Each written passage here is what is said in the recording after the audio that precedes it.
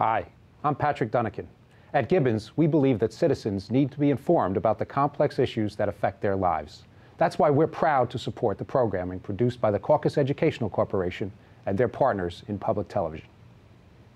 Funding for the new Congress, U.S. Senators Menendez and Booker. A conversation with Steve Adubato at NJPAC has been provided by Barnabas Health. Life is better healthy. Johnson & Johnson. NJIT. New Jersey Institute of Technology. The New Jersey Education Association. Health Republic Insurance of New Jersey. PSE&G. Committed to improving New Jersey's economy and strengthening its communities. And by the law firm of Gibbons PC. This is One-on-One. When you first heard that they were doing Charlie Rose and Gayle King, didn't you go, what? People like laughing at others, so I don't mind if the other is me. See, you go right into the character. That's what it is. I'm bringing families together a half an hour each week. Man, I'm doing something special. And so I do feel successful.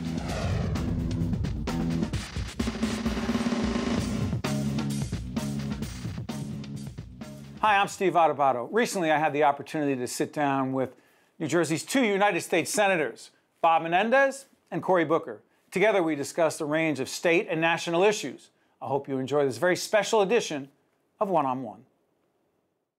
Welcome to New Jersey Performing Arts Center. I'm Steve Adubato. This is a program called The New Congress, a conversation with United States Senators Bob Menendez and Cory Booker. We're with a live audience, and you can tell from the applause.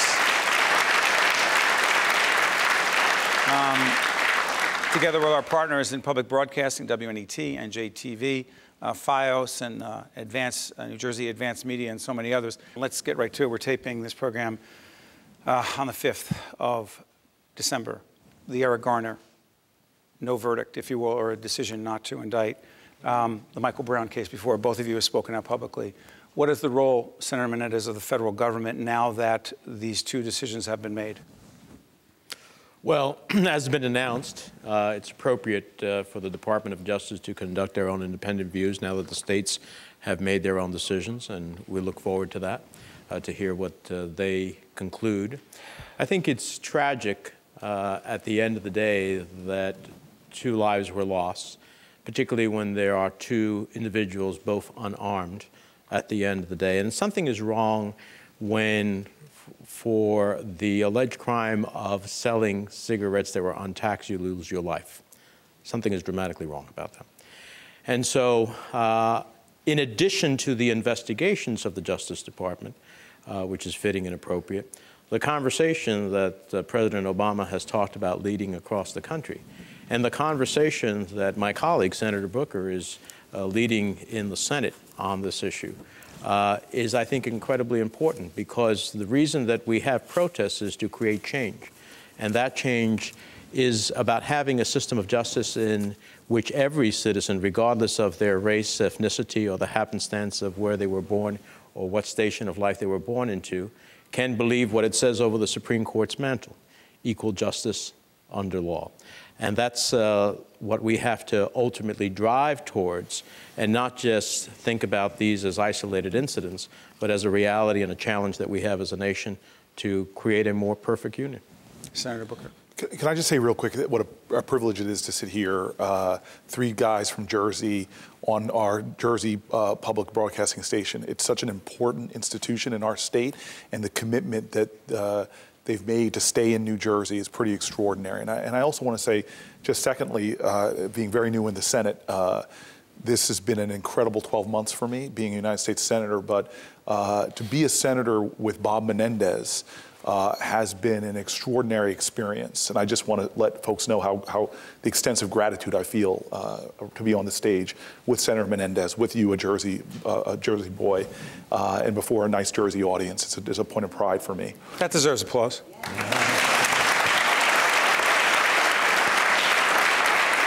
So look, this should be an issue that should anguish all of Americans.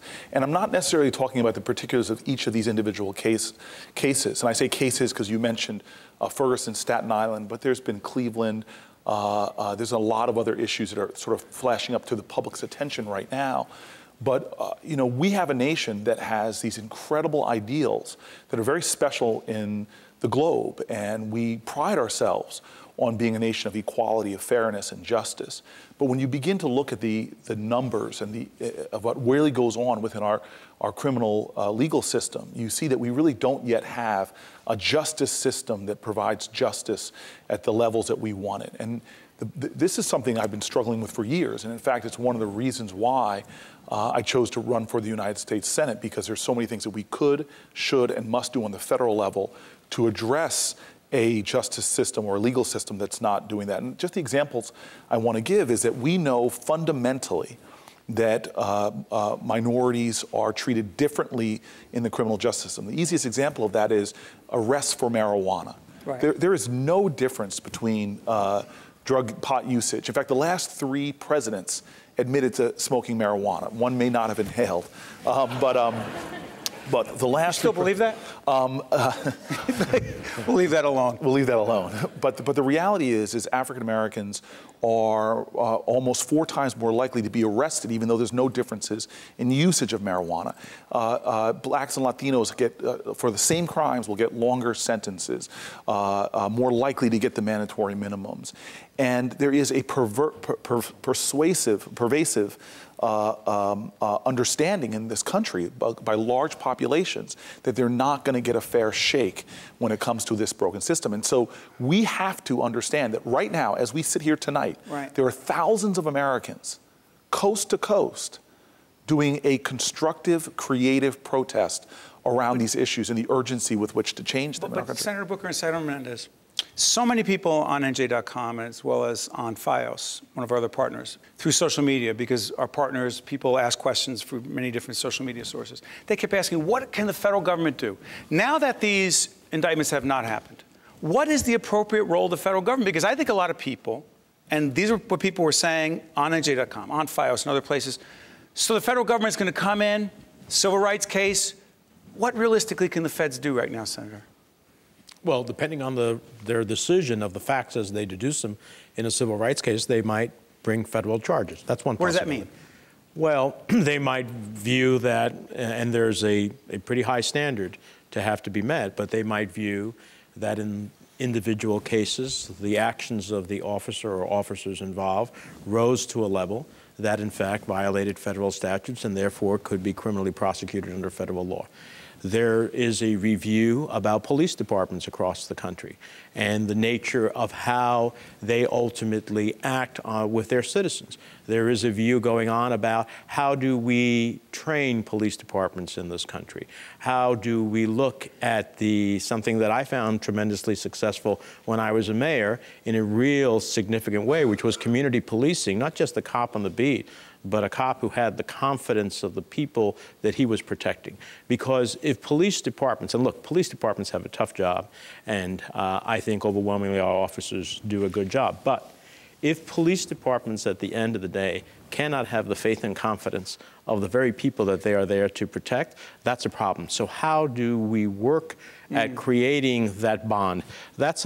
These are all elements that the federal government can participate in helping communities across the country, part through their resources, part through the federal COPS program, part through the Department of Justice guidelines, part through the investigation the Department of Justice conducts. But actually in our audience tonight, one of the people in our audience is the mayor of the great city of Newark, Ras Baraka, who, and if I'm wrong on this, Mayor, you'll tell me because you never hold back.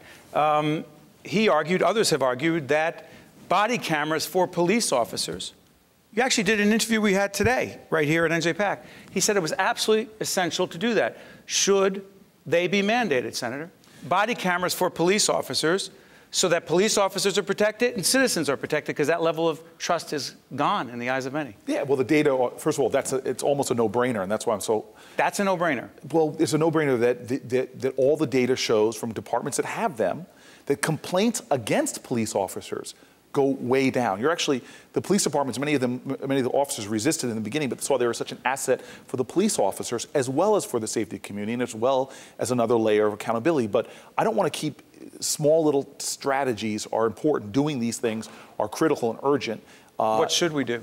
There has to be a broad-based reform of our criminal justice system at every single level, from the policing level all the way through the sentencing courts, what happens in our prisons all the way back to what happens when people are coming back into society, we've skewed so dramatically off the rails that a nation now that has 4 to 5% of the globe's population is now imprisoning, and we're paying for it, trillions of our taxpayer dollars, billions of our tax dollars here in New Jersey, when we should be investing in schools, universities, roads, is incarcerating 25% of the globe's imprisoned people. Now, that's bad enough, and 70+% of them are nonviolent offenders. But then when you start looking at who is getting arrested, you start to see that poor folks and minorities are dramatically much more likely to be in prison. And a lot of this has happened just since the 1970s. Our prison population has exploded 10 times alone since the 1970s because of this drug war. And the last thing to say is, so what happens to that kid that gets arrested that is more likely to be searched, to be surveilled, to be arrested, what are the collateral consequences of a 17 or 18-year-old kid getting arrested for a marijuana or a nonviolent drug offense? What are the collateral, what do we do to that young person? Well, we say that, okay, now you've got a felony conviction, you can't get a Pell Grant, you can't get jobs. Can't go to college. Can't go to college, jobs, food stamps. We basically strip you away from it and make it hard. So you get stuck in this almost a caste-like reality where you cannot integrate back in. And so we've created this since we have a policing and judicial system, a legal system that looks so much more at minorities. Please understand, we now have more African Americans. And by the way, Latino youth, it's the same thing. If you're a Latino boy, by the time you're in your mid-20s, about 44% will have been arrested. Afro-American young men, you see the same thing. So we now are reached this perverse point in our history where there are more African Americans in this country under criminal supervision than all the slaves in 1850. Can we shift gears? Even though there's so much more to talk about in terms of police-minority relations, the role of the federal government, we will see what Eric Holder does. We will see what the Department of Justice does. But, Senator, you have been outspoken. I saw you on Meet the Press. Immigration, I saw you talking about that. You said that you believe that the president did absolutely the right thing by signing that executive order. How many millions of Americans now are protected who weren't protected before that? Close to 5 million. Some said, I saw them, social media, and others said, how could Bob Menendez say that if, in fact, the president said many times before that, I would never sign an executive order doing that. You should only go to Congress. And then he did that, and some people said, how could Bob Menendez defend him? But you did. Go ahead. How much time do we have? Why was the president right? Look, he was right for a variety of reasons. Number one, as a result of the president's executive order, more Border Patrol will go to the southern border, more felons will be deported, more people will pay taxes like the rest of us do, and more families will stay united. And those are values and goals that I think we all want to see. Now, this president did what 11 other presidents, going back to President Eisenhower, for the last 60 years on 39 different occasions have done in using their executive powers specifically on immigration-related issues, including former Presidents Reagan and the first President Bush, who gave a status to 1.5 million undocumented people in the country at the time, which was a very significant number of the undocumented population in the country. So this protest about this is Barack, this is ridiculous. There is long history and precedent. Now, why is it as a policy right? As a policy, these are people who had to be here at least 5 years, right, who have to have a U.S. citizen or permanent resident, legal permanent resident child, who will have to come forth and go through a criminal, register with the government, go through a criminal background check, assuming they pass that background check, will then be allowed to work, give a work permit, and they will have to pay taxes. And they will have only a temporary status. This does not give them a pathway to citizenship or permanent residency.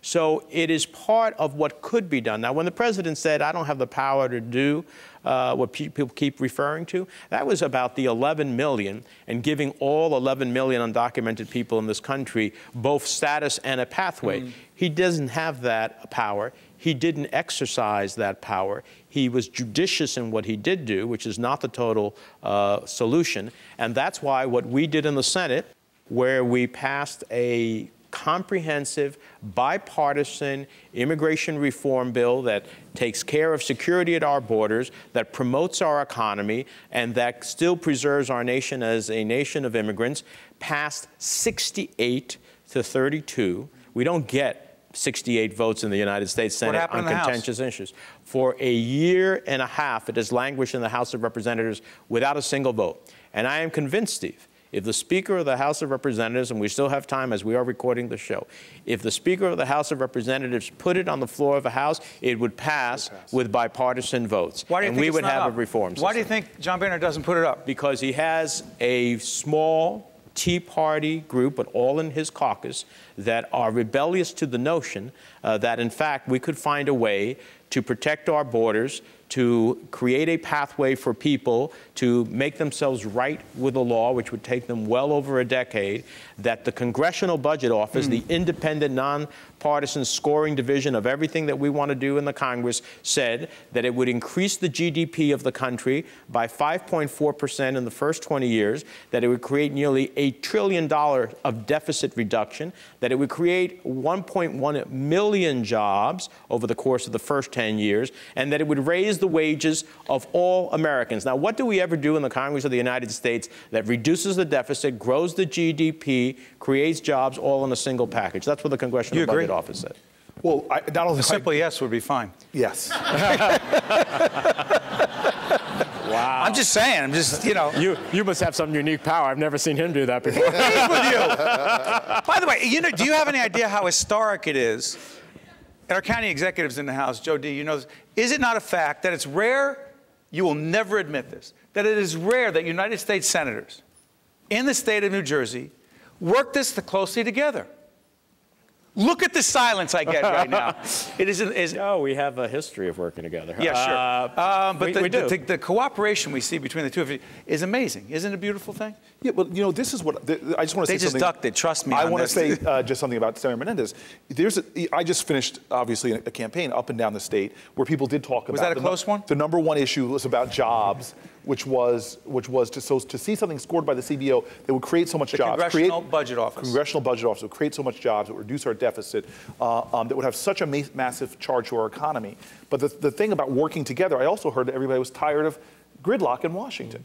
And here was a bill, and Senator Menendez doesn't get enough credit, that he was part of that gang of 8 that actually hammered together a bipartisan compromise and led it through the Senate. It's a testimony to what's possible. And if we just focus, I almost wish we could drop partisan label for a while and just talk about what will grow America's economy, create more jobs. And it's doable. Dropping the labels? I don't think dropping the labels is doable, but I think that this country needs to get back to the business of America growing our economy again. And this, what Senator Menendez led, is historic in the ability to bring the Senate together, to get it done, get it passed, and do something that would charge our economy. Stay on this. What happens when the Democrats lose control for powerful people like Bob Menendez and Cory Booker, who would have more power if the Democrats won? What do they do after they go into the minority? Meaning, how will you go from being the chairman of the Senate Foreign Relations Committee to being the ranking member on the Democratic side? How will you conduct yourself differently in this way?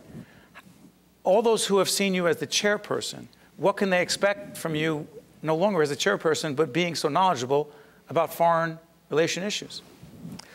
Well, Steve, first of all, I've served in the majority and the minority in both houses of the majority, of course. But I've served in the majority and the minority in both houses of the Congress.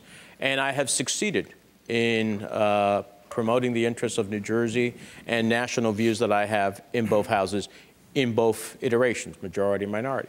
Now, what I've done in the last couple of years, and Cory joined me in this last year, in the Senate is, look, the way to get anything done in the Senate because of its rules is you have to seek a bipartisan approach. So how did I get major autism legislation into law in a state that it's so important when we have the highest rate of autism in the nation? Because I worked with the ranking Republican, the senior Republican on the Health, Education, and Labor Committee from Montana, who generally he and I don't have many other things in common. But we worked on this because we found common cause and got it signed into law by the president. That's exception, though. We did the same thing on homeowners flood insurance. I heard from New Jerseyans, as Cory did when he started running for the Senate in his appointed year, about how New Jerseyans were still facing the challenges of Superstorm Sandy. They survived the wind and the rain and the storm surge, but now they were dealing with a man-made disaster, which was skyrocketing flood insurance that they couldn't afford and needed in order to be able to still keep their mortgages. So the bottom line is we went to work and we put a bipartisan coalition that stopped the rate shock and ultimately drove a piece of legislation that the president signed into law. And I could go on. My point is this. So the gridlock's not as bad as we think it is? Well, you know, I hate to say it, but the essence of a good story for the press is conflict. Success. Well, hold on. You think that the gridlock... Success. No, I'm not saying that the press is responsible for gridlock. You think I am saying that elements like this don't get equal time. The success. The successes don't get equal time. It's when there's conflict and when you have the challenges, sometimes out of a very principled view, and sometimes out of a partisan view, that get covered more. The government shuts down. So my point, by the way, just to summarize, my point is that whether in the majority or the minority, I dealt with minority members in order to have success. I expect that we will have the same set of opportunities when we turn into the minority in January. And the other thing, as it relates to being the chairman of the Senate Foreign Relations Committee and going to the ranking member, which just basically means the senior Democrat, under the rules that I established with my ranking Republican, in order for me to have a hearing, I had to get his concurrence. In order for me to put a nominee up for a vote, I had to get his concurrence. And that's why, in the midst of the partisanship, every major piece of legislation out of the Senate Foreign Relations Committee passed on broad bipartisan supports, and hundreds of nominees passed, except for 3, with strong bipartisan votes. And I would expect that the same set of rules that I will have a say as to what hearings go forward and what nominees go forward. So, Senator Booker, as I listened to your colleague, and a lot of the questions that came in across the board through social media did ask this question on so many platforms, as well as on Twitter and Facebook. The level of perceived gridlock is so great, and the perception of Congress so low, tie the two together. Do you think that your colleague is correct in saying that we in the media love the conflict, we love the failure, and we disproportionately focus on that? I don't think you're saying anything novel or original there. Obviously, so you guys aren't as bad as we think you are. Well, look, look. So, you know, so when the government shuts down, but it's no. First of all, every single day. And this is what surprised me, because when you're a mayor, you can put points on the board every single day. And I see this, I still live in Newark, I see Mayor Baraka doing this every single day. There's a lot that's turned into a park. There's a road that gets paved. Right. And I was worried going to the Senate that I wouldn't have that feeling. But what I've been able to do with Senator Menendez, and often with Republicans, is do things that never get into the public eye. Let me give you just a good example of this. We seem to, as a nation, come up with the money to send people off to war, but when they come home, when our veterans come home, we often don't seem to have the resources to do what we should do by them. And I was very happy to see this consensus build, again, Senator Menendez being one of the leaders in that we had to do something to deal with the crisis with veteran care. At the same time that was going on, I found out that there was traumatic brain injury centers here in New Jersey that were doing incredible work for New Jersey residents that were going to sunset and close. I got on the phone right away, not with a Democratic colleague, with a Republican colleague. We were able to get the funding back into the bill and preserve it. Lots of veterans in New Jersey are going to benefit from that. Those are examples that aren't unique or rare. They go on every single day. And the authority of Congress, this is something that's very important. A lot of success stories. No, but this is a very important point to educate folks about the Senate who may not know this. Another big part of your power in the Senate isn't just passing legislation. It's like what we did with Administrator Fugate. It's oversight of the federal departments. And so, for example, in Cumberland County, one of the poorest counties there was, I had learned when I was mayor, when we were trying to deal with the foreclosure crisis here, that there were lots of programs that we were eligible for, but often didn't have the access into them. And so one of the things we were able to do, Senator Menendez's office and mine, was to get hundreds of young of families in Cumberland County into mortgage stabilization programs. So we're able to do a lot more than often is seen, because that's not going to make the headlines. I got it. Before we talk about education, there's the question on NJ.com about Common Core, which we'll talk about. But I just want to say this. For all those who believe that there are a whole bunch of folks on the Republican side of the aisle, for those who believe that there are a whole bunch of folks who will do anything to not have the president succeed, you think that's an accurate assessment? Is there a universe of members in the Congress of the United States that would do anything they can to not have the president succeed? I do believe that. If that's it starts off with the Republican leader who, for the last 2 years, said my #1 priority is to make Barack Obama a one-term president. But how is that bipartisan cooperation? Well, that isn't, but that's at that leadership level. But at member levels, if you're willing to reach out to the other side, as I've done in the Foreign Relations Committee, which is why we've passed major legislation on Iran, on North Korea, on OAS reform, and a whole host of other things, or on autism, or on rate insurance for the whole question of flooding. You can achieve these. Cory, in a very, it's tough to do anything when you first come in an appointed period. I went through that when I first came to the Senate. This success, he underplays it, this success that he had on the question of helping those injured veterans who were going to find themselves without a wherewithal for rehabilitation, is not only here in New Jersey, it's going to have national reach. So those are the things that we work at every day to make happen. Member relations. Are there moments of conflict? Of course there are. But Senator, let's do this. One more point, Steve, if I can. This is because it's almost, when we have these conversations, it's always them in Congress. Please understand that we're in a tough point, and there's a contributing element to it to all of us. Let me give you the example.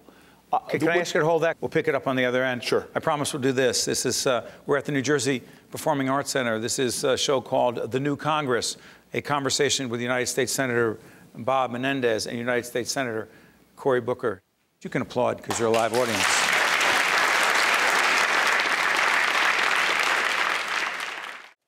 That's all the time we have, so join us next time for this very special edition of One-on-One. I'm Steve Adubato.